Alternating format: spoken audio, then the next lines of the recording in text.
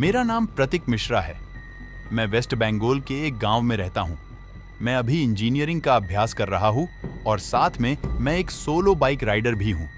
मैं अक्सर छुट्टियों के दिन या फिर वीकेंड पे अपने बाइक लेकर लॉन्ग राइड पे चला जाता हूं। एक दिन मेरे साथ कुछ ऐसी घटना घटी जिसे आज भी सोचता हूं तो मेरे शरीर की रूह तक कांपने लगती है।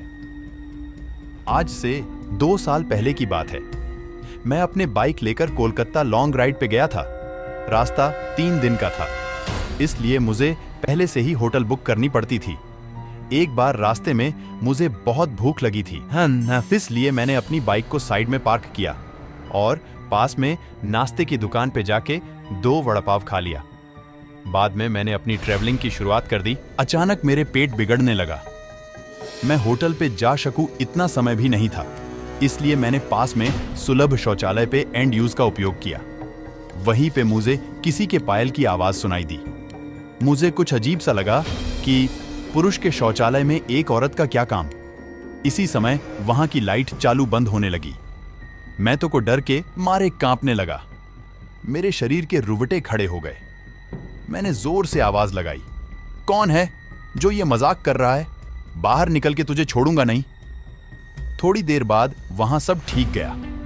मैं जल्दी से बाहर निकलने की कोशिश कर रहा था, लेकिन वॉशरूम का दरवाजा नहीं खुल पा रहा था। मैंने चौकीदार को आवाज लगाई तो उसने आके देखा तो दरवाजा बाहर से खुला था। फिर उसने आवाज लगाई, दरवाजा खुला है, आप थोड़ा धक्का लगाए। मैंने धक्का दिया तो दरवाजा खुल गया। मैं पैसा देकर बाहर निकल ही रहा था कि फिर से मेरा पेट खराब होने लगा। मुझे वापस उस खतरनाक वॉशरूम में नहीं जाना था, लेकिन मेरे पास और कोई चारा भी तो नहीं था। इस बार लगभग 2-3 मिनट हुई होगी कि वापस से लाइट चालू बंद होने लगी और साथ में कोई स्त्री की हंसने की आवाज भी आ रही थी। मुझे काफी डर लगने लगा था। मैं जल्द ही अपना काम पता के बाहर निकलने की कोशिश कर रहा था, लेकिन मैं वहीं से उठ ही नहीं पा रहा था। मुझे ऐसा लग रहा था कि कोई मुझे पर बैठ गया हो। मैं अपनी पूरी ताकत लगा के खड़ा हो गया और दरवाजा खोल के बाहर निकल गया। बाहर देखकर मैंने देखा कि सुलभ शौचालय का मुख्य दरवाजा बंद था और उस पर काफी सारे जीव जंतु चिपके हुए थे। यह सारा खौफनाक दृश्य देखकर मेरे तो प्राण ही निकल गए हों ऐसा महसूस होने लगा। मैं जोर जोर से रोने लगा। वहां पे काफी अंधेरा था और काफी दुर्गंध भी आ रही थी।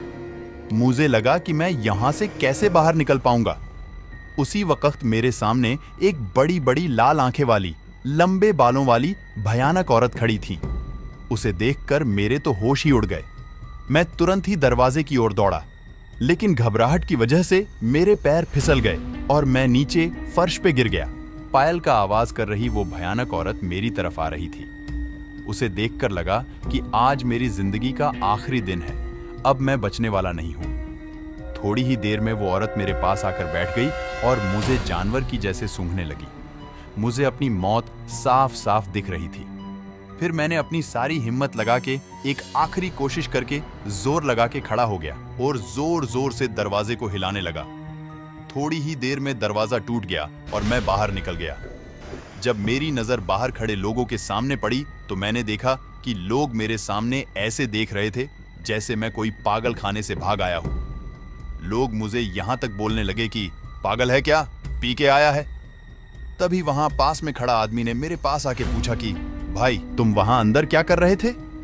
मैंने कहा, भाई मैं कोई अंदर घूमने नहीं गया था, बल्कि टॉयलेट करने के लिए गया था।